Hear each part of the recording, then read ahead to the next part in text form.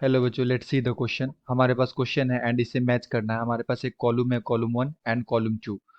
तो मैच करना है कि इसका मैच क्या होगा। एंड कॉलम वन में रिएक्शन दे रखा है S solid plus O two gas gives S O two. B में दे रखा है C H four gas plus two O two gas gives C O two gas and to H two O liquid. C में दे रखा है N A O H solid plus aqueous gives N A O H aqueous. And D में दे रखा है N A O H aqueous plus HCl aqueous gives NaCl aqueous and H2O liquid। And column two में बच्चों यहाँ पे हमारे पास कुछ दे रखे हैं रिएक्शंस के टाइप। तो यहाँ पे पी में दे रखा है हीट ऑफ सॉल्यूशन, बी में क्यू में दे रखा है हीट ऑफ न्यूट्रलाइजेशन, आर में दे रखा है heat of formation and S में दे रखा है हीट ऑफ कंबशन। तो आइए बच्चों इसका देखिए करेक्ट मैच क्या होगा। एंड फर्स्ट ऑफ ऑल की कॉन्सेप्ट की बात करते हैं। की कॉन्सेप्ट तो बेसिकली ये क्वेश्चन आया हीट ऑफ रिएक्शन से। हीट ऑफ रिएक्शन एंड हमारे पास फर्स्ट ऑप्शन में दे रखा है S solid plus O two gas gives SO two gas, और इसका एंथैल्पी बताना है कि ये कौन सा एंथैल्पी है। तो अगर बेसिकली देखा जाए बच्चों यहाँ पे, तो solid plus O two gives SO two gas, तो ये जो एंथैल्पी होता है ये कैसा होता है, हीट ऑफ फॉर्मेशन। इसे हम लोग क्या बोल सकते हैं, हीट ऑफ फॉर्मेशन।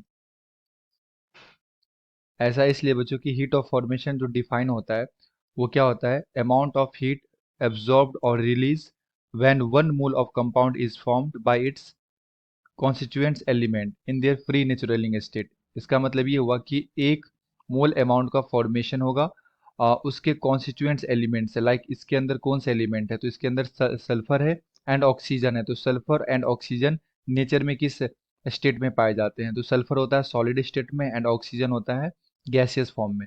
तो जब ये दोनों आपस में कंबाइन करेगा तो SO2 का फॉर्मेशन होगा और इसका एक मोल का फॉर्मेशन होना चाहिए।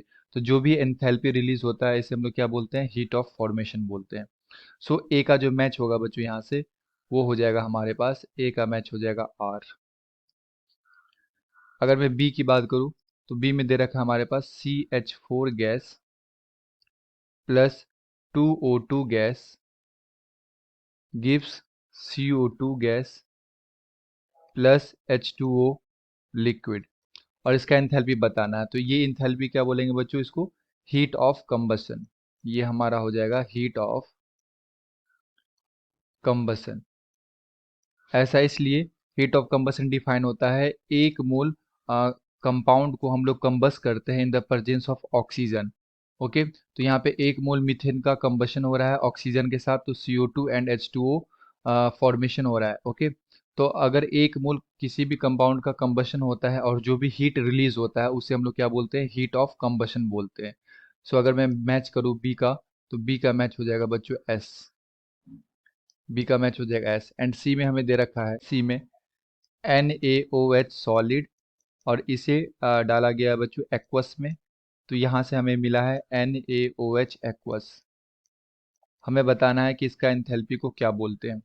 तो इसे, इस एंथैल्पी को बोला जाता है बच्चों हीट ऑफ सॉल्यूशन। क्या बोलते हैं हम लोग, heat of solution. And heat of solution क्या होता है, तो हम लोग इसे डिफाइन कर सकते हैं, it is defined as change in enthalpy, change in change in enthalpy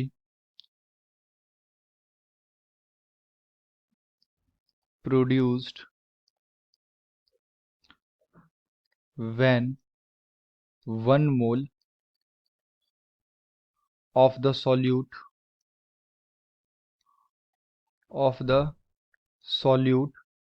is dissolved